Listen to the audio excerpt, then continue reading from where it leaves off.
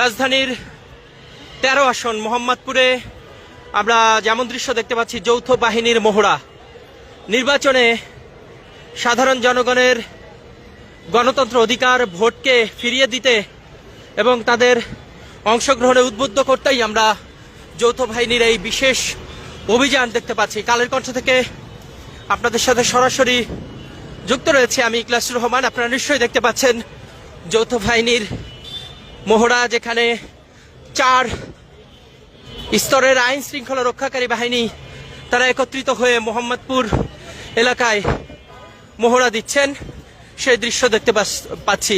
Police, RAB এবং বাংলাদেশ সেনাবাহিনী তারা একত্রিত হয়ে মোহাম্মদপুরে এই মহড়া চালাচ্ছেন, সে দৃশ্য দেখতে পাচ্ছি। আপনারা নিশ্চয়ই জানেন যে সব থেকে রাজধানীর মধ্যে অপরাধ প্রবণ এলাকা এই মোহাম্মদপুর, এবং সেই মোহাম্মদপুরে প্রত্যেকটি কেন্দ্রে নিরাপত্তার বলয় পর্যাপ্ত রাখা হয়েছে বলেও আমাদের বাংলাদেশ সেনাবাহিনীর পক্ষ থেকে নিশ্চিত করা হয়েছে।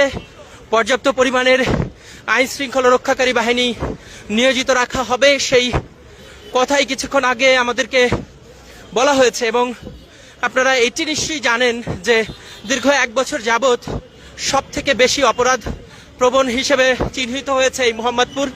সেখানে নাগরিকদের সুনিশ্চিত এবং তাদের গণতান্ত্রিক অধিকার এবং ভোট নিশ্চিতকরণের জন্য এবং ভোট দেওয়ার জন্য উদ্বুদ্ধ করার জন্য আমরা দেখেছি বাংলাদেশ আইন শৃঙ্খলা রক্ষাকারী বাহিনী তারা এইভাবে করে মহড়া দিচ্ছেন এবং ভোট কেন্দ্রে আসবার জন্য উদ্বুদ্ধ করছেন। কিছুক্ষণ আগে এখানে পুলিশের পক্ষ থেকে জানানো হয়েছে যে প্রত্যেকটি ভোট কেন্দ্রে নিরাপত্তার বলয় বাড়ানো হয়েছে এবং কোনো ধরনের নাশকতা টলারেট করা হবে না, সেক্ষেত্রে সরাসরি অ্যাকশনে যাবেন এমনটি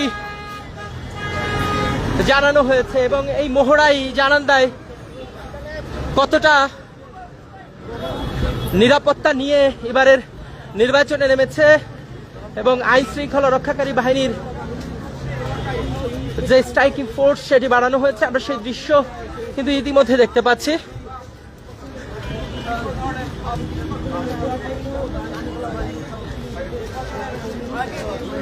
কালের কণ্ঠ থেকে আপনাদের সাথে সরাসরি যুক্ত রয়েছি ঢাকা 13 আসন মোহাম্মদপুর থেকে, এবং সেখানে আমরা যৌথ বাহিনীর মহড়া দেখতে পাচ্ছি এবং বেশ কিছুদিন ধরে এই অঞ্চলে সন্ত্রাস দমনে আমরা দেখেছি যৌথ বাহিনীর বিশেষ ভূমিকা রয়েছে এবং সেই ধারাবাহিকতায় এবং নির্বাচনকে সামনে রেখে